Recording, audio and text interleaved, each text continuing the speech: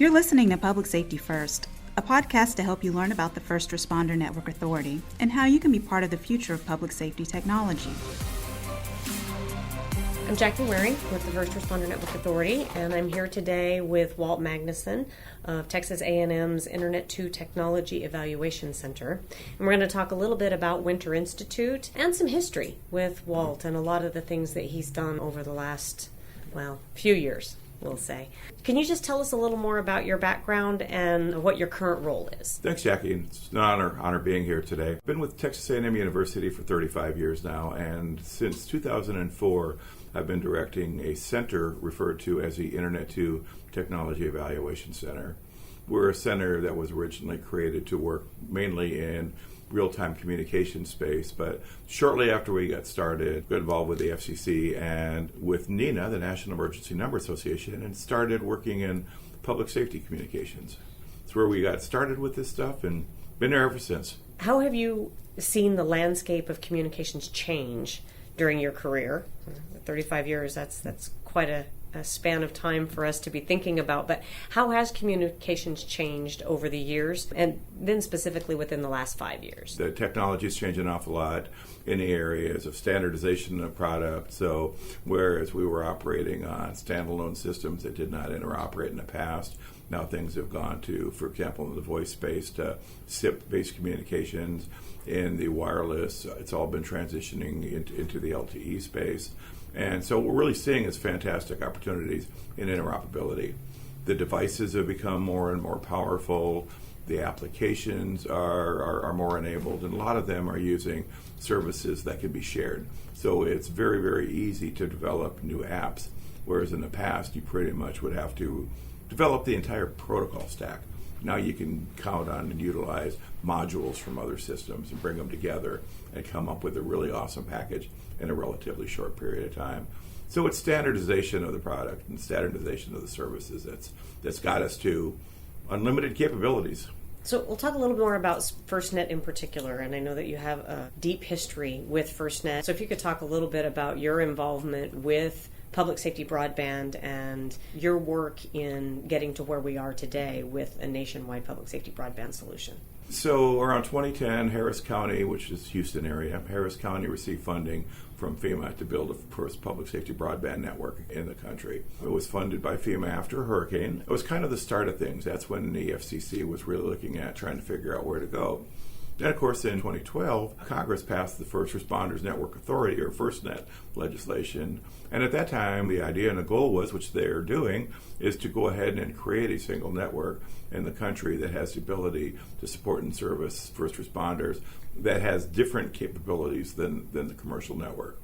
So with the Harris County project, they located their core here in Bryan College Station at Texas A&M University. We used the Internet 2 backbone to get from College Station down to Houston. So we were very, very much involved in the initial design. Right across the street from us is our Rudder Theater Complex. It's a 12-story building and probably the tallest area in Brazos County. So we had 3 of the initial nodes in there. After the inception of FirstNet, with the awarding of the contract to AT&T, there were a few of what they refer to as the early adopters that were out there. One of the early adopters was Harris County as a FirstNet early adopter.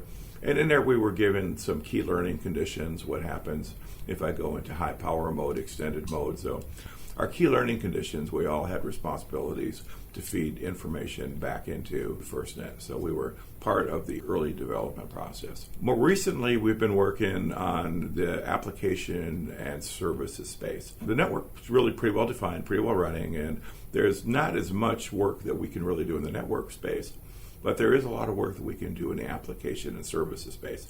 So that's really where we've been focusing our efforts for probably the last 4 or 5 years. So that leads into what we're here for today, right? We're all here for Winter Institute. If you could describe Winter Institute and how it's evolved over the last few years and the focus of that now. So the Winter Institute started about 5, 6, 7 years ago. We've done 5 of them so far. And the early concept of it was we were working with one of our professors here, Dr. Robin Murphy, and she had a summer institute. And the focus of the summer institute was on drones, on UAS devices. And so she did the UAS focus, and then we brought in network to support. Well, we came up with the idea then, well, why don't we maybe do a network-centric exercise?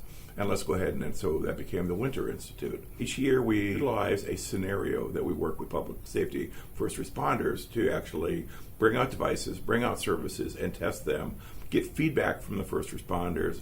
So the vendor community that supports us can look at it and say, yeah, this needs to be modified. The first responders can say, that's the stupidest idea I've ever seen, but if you would change it, it would be able to do this for us. One vendor, I won't bring up their name, but one vendor about 3 years ago completely redefined or completely rewrote their user interface after one of the Winter Institutes because it was looking at some radiological detection equipment, and Texas Task Force 1 looked at it and said, that's not really the way we look at things. So they sat down together and talked, and they're going, that makes sense. So those are the kind of things we try to bring together. We utilize a place called Disaster City. It's several hundred acres of training facilities that they train about. Last year was 195,000 first responders. And we have buildings that they burn, collapsed bridges, derailed trains, underground tunnels, buildings that they climb, and abandoned warehouses and stuff like that are all part of the training facility. So we bring in the first responders, and they become part of the props. But then we also bring in the network. And then the network becomes the services on top of that. And the first responders get together, write the exercise, write the scenario, and then out of that, then we develop the after action reports. So a lot of the information that we're getting out of Winter Institute feeds back into the vendor community, feeds back into emerging technologies and those types of things. So from your perspective, where do you see communications going in the next decade? We've done a lot of standardization, but we still have a whole lot more to go. When you look at things like the implementation of NG911, we're still probably only, my guess is somewhere around 5-10% of that is done nationwide. Things like ICAM, the authorization identification process, everybody's doing that themselves right now. And in a world where you've got FirstNet and you've got first responders coming in and you want to be able to share information, we need to be able to figure out how to share that information and allow incoming users to be able to utilize our services. The Bastrop fires here a number of years ago, it's one of the biggest fires in the state of Texas. We had first responders from all 50 states here working with us. So you can imagine first responders coming in from 50 states, and we need to somehow share maps of what's going on. If you can imagine fires coming through rapidly and we're evacuating people, it's hard to really figure out which buildings have been inspected when you've got all these people from all these different agencies and no common communications platform. So the standardization, we're basically still at the infancy in that space. But the first thing we've got to really do is figure out what's the low-hanging fruit. What do we prioritize first? What are the areas that are going to give us the most benefit? Because overall, this is going to take 10, 15, 20 years to get it all done. And we can't really wait till it's all completed. We need to take small steps, but then benefit from the small steps as we do them. We talked a little bit today about a briefing that you did regarding 5G. Could you talk a little bit more about that and what your interest is and your passion for 5G and where it's going and where we're going with that technology? So we received $8 million funding from the state of Texas to build a 5G, what we refer to as the Innovation Proving Ground. The Innovation Proving Ground was funded to support Department of Defense, public safety, transportation, and things like that. So we all hear an awful lot about 5G, about the deployments being nationwide, this, that, and the other. The reality is that's great, and we know there's going to be a lot of capabilities added to the system, to the networks as they come about, but it's not as effective, it's not as efficient if we wait until the network's here and then figure out how to use it. So the part of the process, or part of the concept of the Innovation Proving Ground is to put a private 5G network together that we can manage, we can manipulate, we can go ahead and understand what's going on underneath the sheets, so that when it is ubiquitous across the United States, we already know what we're doing with it. We're not trying to figure it out then. My guess is we'll probably be able to save 2-3 years off of the process by doing that. There's a number of areas such as 4K video and things like that you really can't support on 4G networks today.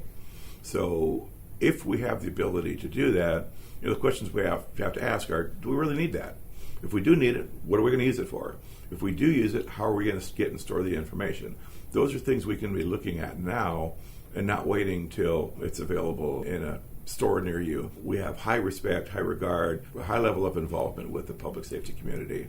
And quite frankly, they're great folks. I mean, anything that we can do to help support them makes all of us safer. The services that we're doing are leading edge, but we need to figure out how to get these services in the hands of the first responders sooner rather than later. Great. Thank you. Thank you. Thanks for listening today. We're excited to have you join our podcast community. Make sure to subscribe on iTunes, SoundCloud, and YouTube. You can learn more about the First Responder Network Authority at firstnet.gov and learn about FirstNet products and services at firstnet.com.